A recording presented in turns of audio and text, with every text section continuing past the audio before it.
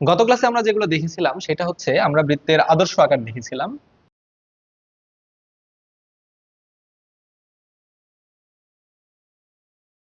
এখন বিষয় হচ্ছে, দেখো সমীকরণটা অনেক সুন্দর সাজানো। X minus something whole square plus y minus something whole square equal to ব্যাসার্ধ স্কোয়ার। কিন্তু বৃত্তের সমীকরণটা এত সুন্দর করে সাজানো গোছানো নাও থাকতে পারে। এটাকে যদি আমি হোল স্কোয়ারে ভেঙে ফেলি তাহলে কিন্তু বৃত্তের একটা প্লেন, একটা সাধারণ আকার চলে আসবে। এখন সেই আকার দেখে আমি কিভাবে বৃত্তের কেন্দ্র ব্যাসার্ধ নির্ণয় করব? হ্যাঁ, আমি চাইলে ওটাকে সাজাইতে পারি, এইভাবে সাজাই তারপরে বলতে পারি, কিন্তু আমি চাচ্ছি ডিরেক্ট বলতে। তাহলে আমরা আজকে দেখব বৃত্তের সাধারণ আকার। তো খাতায় তোমরা একটা শিরোনাম দিয়ে নাও, টাইপ 3.1 বৃত্তের সাধারণ সমীকরণ। তাহলে দেখো, আমরা আদর্শ আকার কোনটা দেখেছিলাম? যে কেন্দ্র যদি এইচ কমা কে হয় এবং ব্যাসার্ধ যদি আর হয়, তাহলে বৃত্তের সমীকরণটা কি হবে?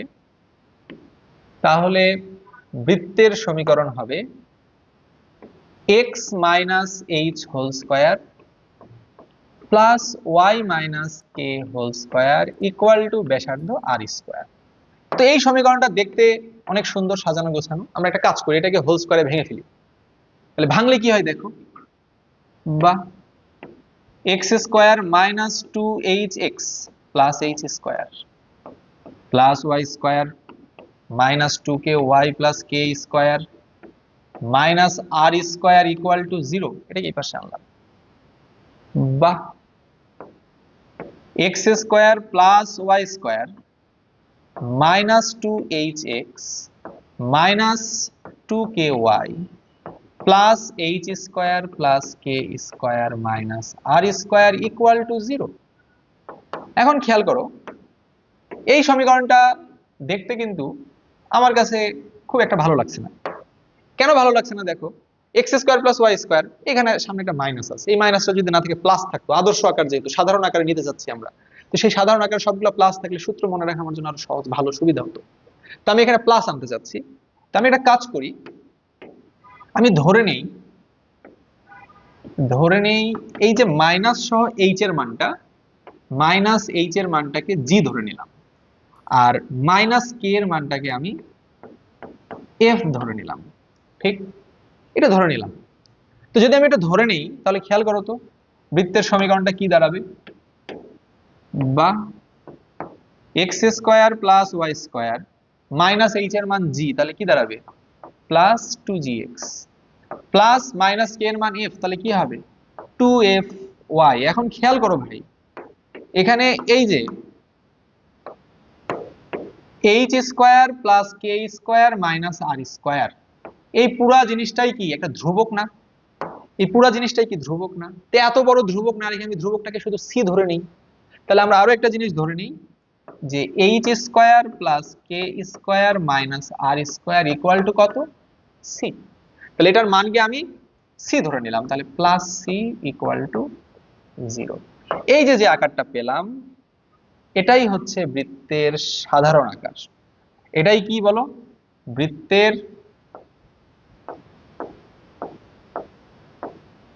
সাধারণ আকার বা সাধারণ সমীকরণ। তাহলে খেয়াল করো, এই যে x square plus y square plus 2gx plus 2fy plus c equal to 0, এটাকে আমি কি বলছি? বৃত্তের সাধারণ সমীকরণ। এখন তাহলে এটা যদি কখনো প্রশ্ন দেওয়া থাকে, আমরা বুঝে নেব এটা বৃত্তের সমীকরণ। এখন যদি এই বৃত্তের কেন্দ্র বের করতে চাই, খেয়াল করো, এই বৃত্তটার কেন্দ্র বলো। কেন্দ্র শুরুতে কত ছিল এই বৃত্তের? এইচ কমা কে। তাহলে কেন্দ্র কত ছিল? এইচ কমা কে, এইচ কমা কে। কিন্তু ভাই এইচ এর মান কত ধরে নিয়েছি আমি? মাইনাস জি ধরে নিয়েছি না? তাহলে এই বৃত্তের কেন্দ্র কত হবে? মাইনাস জি। কে এর মান কত হবে? Minus F. তাহলে এই বৃত্তের কেন্দ্র কত হবে? Minus G comma minus F. এখন যদি বলি এই বৃত্তের ব্যাসার্ধ কত? এই বৃত্তের ব্যাসার্ধ, তোমরাই বলো ভাই, ব্যাসার্ধ কত? ব্যাসার্ধ কত ছিল? আর ছিল না? আর। কিন্তু এই সমীকরণে কি কোথাও আর আছে? আর তো নাই। আমি তো একটা পর্যায়ে আর এর মান ধরে নিয়েছি। কি ধরেছি? এই যে h square plus k square minus r square equal to c. তাহলে বলো তো, আর স্কোয়ার ইকুয়াল টু কত হবে, h square plus k square minus c না? এখন বলো এইচ কেউ তো এখানে নাই, এইচ এর মান কত? এইচ এর মান ছিল জি মাইনাস জি, তো মাইনাস জি বসে স্কোয়ার করলে কত হয়, আর এর মান, আর স্কোয়ারের মান G square plus F square minus C. অতএব আর এর মান কত হবে, root over G square plus F square minus C. কথা কি বুঝছো? তাহলে ব্যাসার্ধ আর ইকুয়াল টু কত হবে, root over G square plus F square minus C. ঠিক?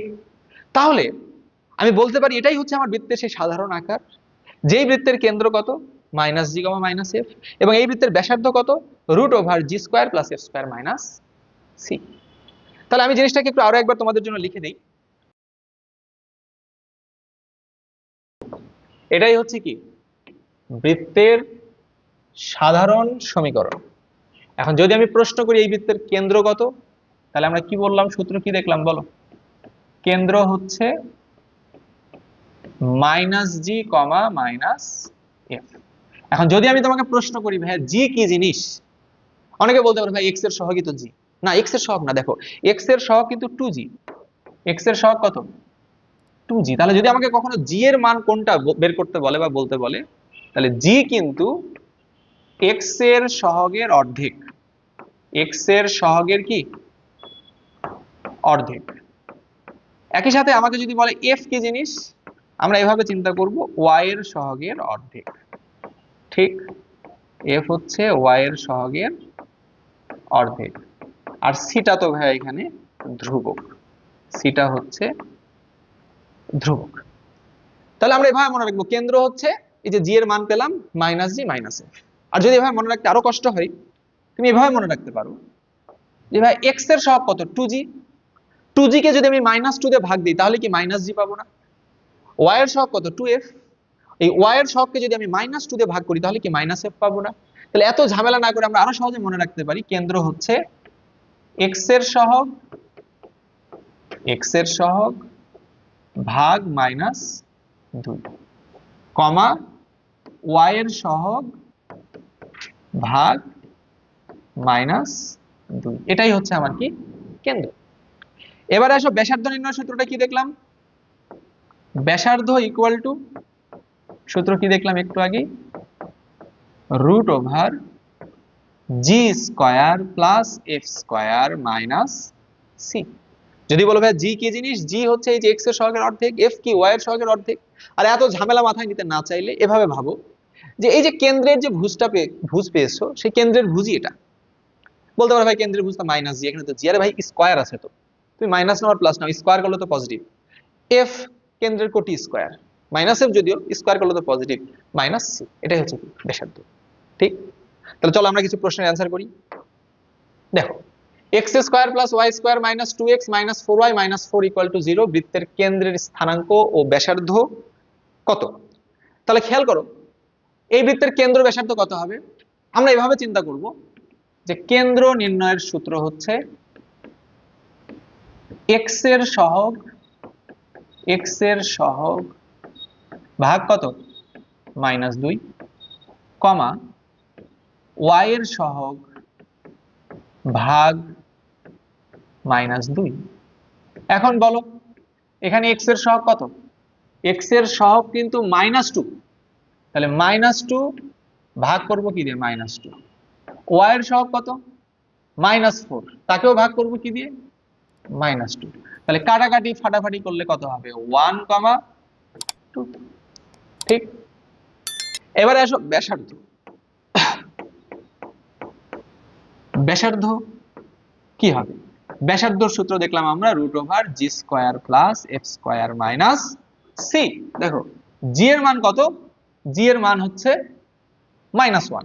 তো আমরা কি বললাম একটু আগে, মাইনাস এত না ভেবে আমরা ভাববো যে কেন্দ্রের ভুজ যেটা সেটাই 1 স্কয়ার, 1 স্কয়ার মাইনাস 1 স্কয়ার মান তো একই, plus 2 square minus C, C এর মানটা আবার কত -4, তাহলে মাইনাস 4।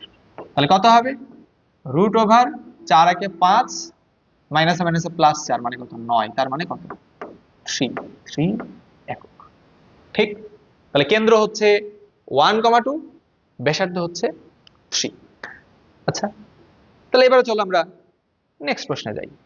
দেখো 2x square plus 2y square plus 4x minus 2y plus 4 equal to 0 বৃত্তের কেন্দ্র কোনটি? কেন্দ্র বের করতে বলেছে। দেখো অনেকেই আমি যে সূত্রটা লিখলাম সেই সূত্রে অ্যাপ্লাই করবা, যে কেন্দ্র কত? কেন্দ্র হচ্ছে x এর সহগ ভাগ কত? -2 কমা y এর সহগ ভাগ কত? -2। তাহলে দেখো x এর সহগ কত? x এর সহগ 4, তাহলে 4 ভাগ -2 কমা y এর সহগ কত? -2, তাহলে কি হবে? -2 ভাগ -2, তাহলে কত হবে? এখানে হবে -2, এখানে হবে কত? 1। কিন্তু ব্যাপার হচ্ছে তোমার এই উত্তরটা হয় নাই, এই উত্তরটা হয় নাই। কেন হয় নাই?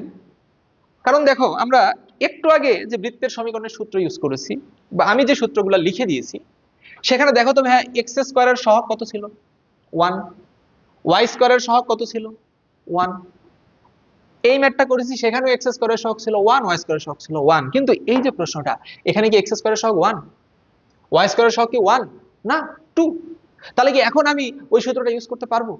না। এই সূত্রটা ইউজ করার আগে অবশ্যই আমাকে এক্স স্কয়ার ওয়াই স্কয়ারের সহগকে কি করতে হবে? 1 বানায় নিতে হবে। তাহলে আমি একটা কথা বলে ফেলি যে কেন্দ্র ও ব্যাসার্ধ নির্ণয়ের সূত্র প্রয়োগের পূর্বে কেন্দ্র ও ব্যাসার্ধ নির্ণয়ের সূত্র প্রয়োগের পূর্বে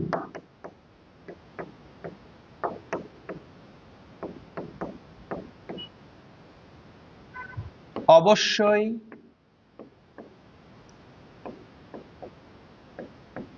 এক্স স্কয়ার ও ওয়াই স্কয়ার এর সহগ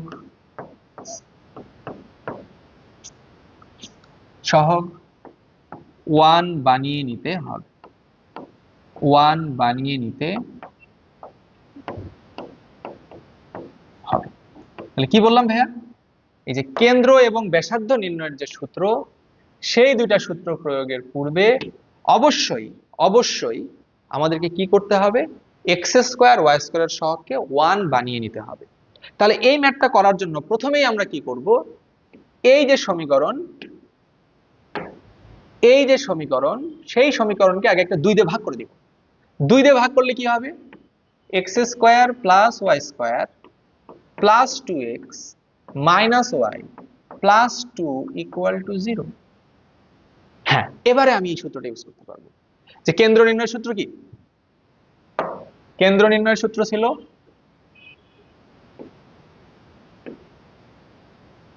দেখো, কেন্দ্র নির্ণয়ের সূত্র ছিল